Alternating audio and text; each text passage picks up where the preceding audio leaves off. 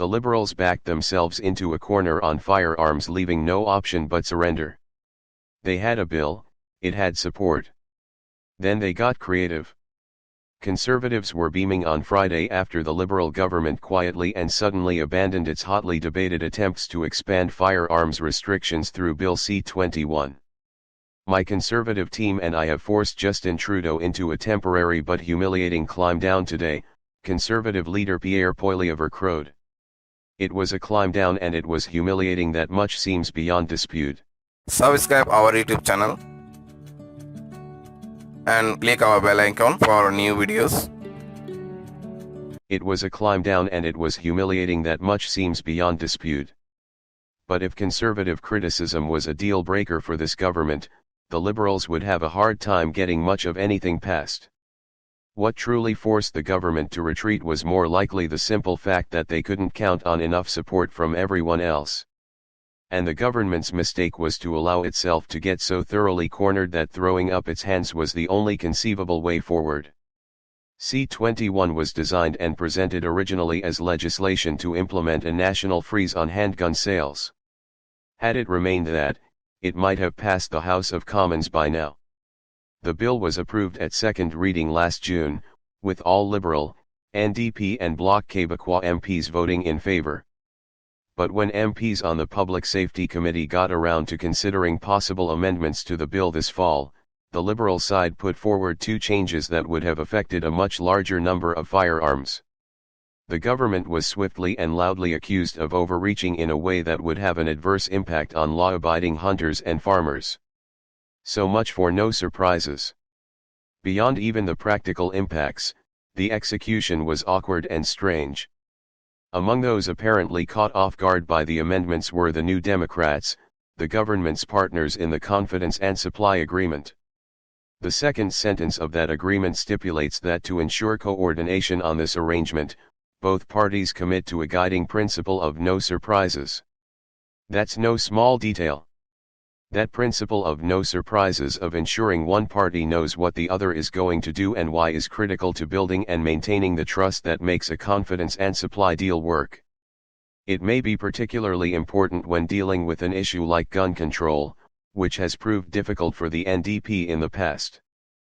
But the NDP was not the only player the government had to worry about. Liberal MP Cody Blois, chair of the party's Rural Caucus, called the amendments problematic. The Assembly of First Nations passed a resolution officially opposing the changes. What we acknowledge today is insufficient consultation, that more work had to be done to hear from Indigenous communities and from Canadians across the board, Government House Leader Mark Holland gamely stated on Friday. Even if the amendments had somehow passed, the Speaker might have been compelled to rule them out of order. Once a bill has been approved at second reading, the committee charged with studying the legislation has limited scope to propose amendments. Any changes must fall within the original intent and purpose of the bill. NDP House Leader Peter Julian rose in the House on Monday to tell Speaker Anthony Rota that he felt the government's amendments violated that principle. Rota said he would wait to see what the committee sent back to the House before ruling. Malice. Or something else. Conservative MP Raquel Danco described the Liberal machinations as underhanded on Friday, but this might be a good moment to remember Hanlon's razor: never attribute to malice that which is adequately explained by stupidity. These amendments were never going to escape notice. If the Liberals believed they'd easily win support for the changes, they miscalculated wildly. The Conservatives claimed on Friday that the government's retreat was really just a pause, that the Liberals had shown their hand and would try again if they regain a majority in the House of Commons. It's not hard to understand why the Conservatives would want to make that argument.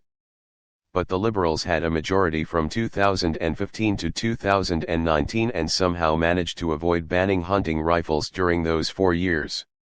It's also equally plausible that the government's pratfall in this case has only made it harder for them to do anything else on firearms in the future. Anytime you deal with guns, you're dealing with an enormously complex and emotional issue because you have two very passionate and rightfully passionate communities, Holland said. He's not wrong. But the Liberals should know that by now, having experienced the divisive saga of the now-defunct long gun registry. Liberals are obviously inclined either by personal belief or electoral calculation to pursue stricter gun control. And they no doubt understand how much trouble the issue can create for conservatives. But regardless of their intentions, the liberals suffer if they appear clumsy and bumbling, especially when they're still trying to recover from a difficult year during which their competence was in question. Communities, Holland said. He's not wrong. But the liberals should know that by now, having experienced the divisive saga of the now-defunct long gun registry. Liberals are obviously inclined either by personal belief or electoral calculation to pursue stricter gun control. And they no doubt understand how much trouble the issue can create for conservatives. But regardless of their intentions, the liberals suffer if they appear clumsy and bumbling, especially when they're still trying to recover from a difficult year during which their competence was in question. Cover from a difficult year during which their competence was in question. Subscribe our YouTube channel and click our bell icon for new videos.